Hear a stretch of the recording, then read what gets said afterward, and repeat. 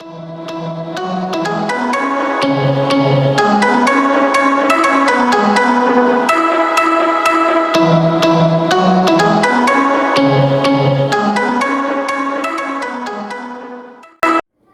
my dear students. This video is the part 2 of chapter 3 for class 10 chemistry, metals and non-metals.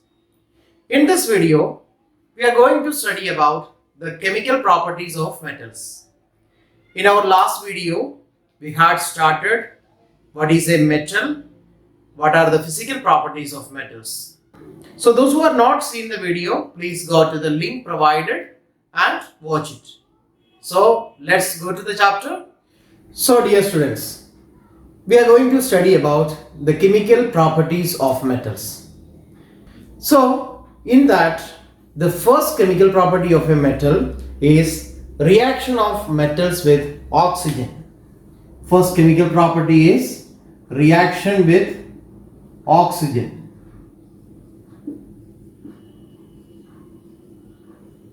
Now, like we have studied in our previous chapter, acids, bases and salts, there also we have learned about chemical properties, and there we have seen that for every chemical property we can generalize or we can make a general formula. Same way here in the case of metals also, reaction of metals with oxygen we can express with the help of a general formula or general equation as metal plus oxygen gives a metal oxide. Metal oxide or metallic oxide we can say. A metal oxide and metallic oxide will form, or a metallic oxide will form.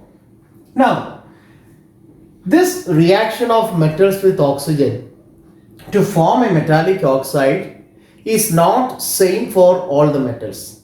It depends upon its reactivity. I mean the nature of the metal. Clear? And we had already learned that metallic oxides which are formed by reacting metal and oxygen are always in what nature? They will be basic in nature, because when they dissolved in water, they will form an alkaline solution. And this alkaline solution, when it react with acid, we will get salt and water, and we call it as a type of neutralization reaction in our previous chapter. Clear? Now, this metallic oxide formation is not in the same ease for all the metals. Let's see what happened. Metals like sodium and potassium,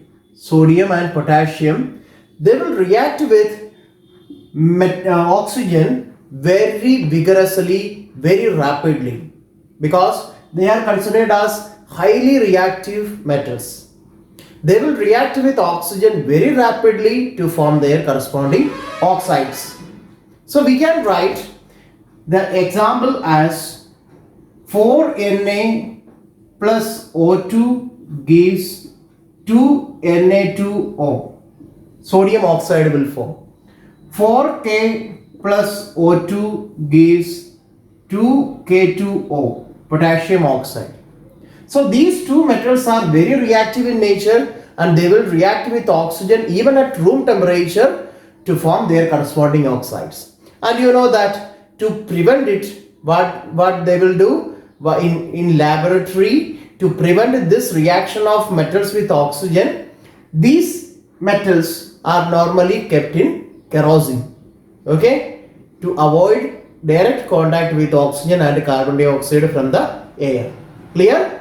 Now, these metals are very reactive, so they will react with oxygen. But some metals are there like magnesium and zinc.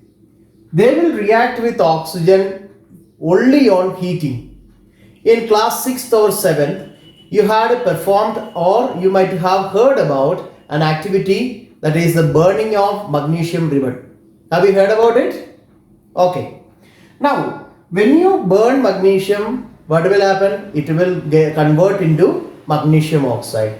When you burn zinc, it will convert into zinc oxide. So we can write the example as 2 Mg plus O2 gives 2 MgO. 2 Zn plus O2 gives 2ZnO. These are the examples of reaction of metals like magnesium and zinc with oxygen. Only on heating they will react. Now, there are some other elements, there are some other metals like iron and copper. They won't react with oxygen only on simple heating, but on prolonged heating they will react with oxygen to form their corresponding oxides. Clear, my dear students? So let's see the equation. The equation we can write it as 3Fe plus 4O2 gives 2O2 gives Fe3O4. We will get an iron oxide.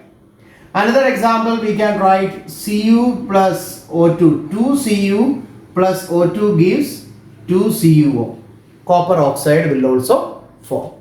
Clear? So based on these equations, we can see, it is very clear that the reactivity of metal with oxygen is not same. It depends upon the nature of the metal. So from these observations, we can make a conclusion that the reactivity is like this. We can write, first one is what?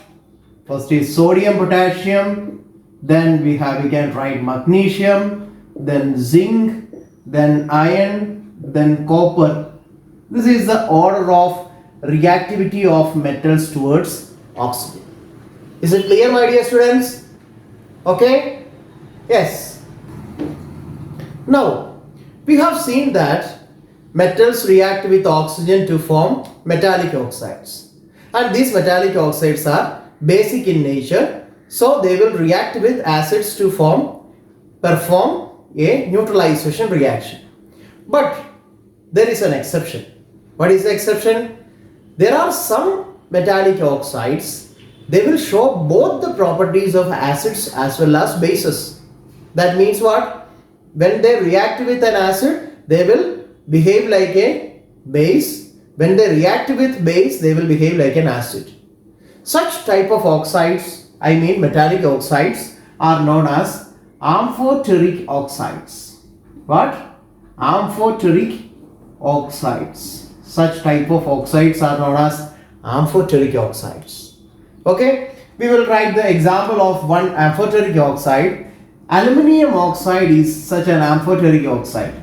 Okay? We will see the example. When aluminium oxide react with hydrochloric acid, we will get corresponding aluminium chloride 2AlCl3 plus 3H2O. Water will form. The same time, Al2O3 will react with sodium hydroxide, which is a base, to form the corresponding sodium aluminate 1 salt to NaAlO2 plus the corresponding water molecule also, H2O. Clear?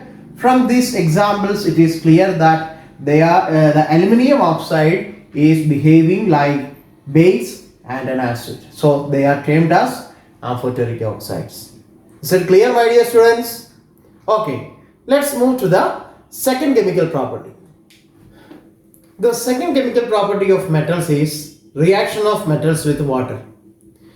Here also we can form a general equation as metals react with water to form two types of compounds. They are either a metal oxide and hydrogen gas, or a metal hydroxide. Okay, metal oxide and hydrogen gas, or a metal hydroxide will form. Clear? Now, in this case also, the reaction of metals with water is not same for all the metals. It depends upon the nature of the metal. Some metals react with normal water, some metals react with cold water, some react with hot water only, and some others react with only steam. So let's see this. Metals like sodium, potassium, which are considered as highly reactive metals, they will react with water very vigorously, very rapidly to form their corresponding oxides. Let's see the example. We can write the example as sodium 2Na plus 2H2O gives 2NaOH plus H2. Hydrogen gas will be liberated. Then 2K plus 2H2O gives 2KOH plus H2. But there is an exception. What is? Metal calcium will react with cold water only. It will react with cold water to form its corresponding calcium hydroxide.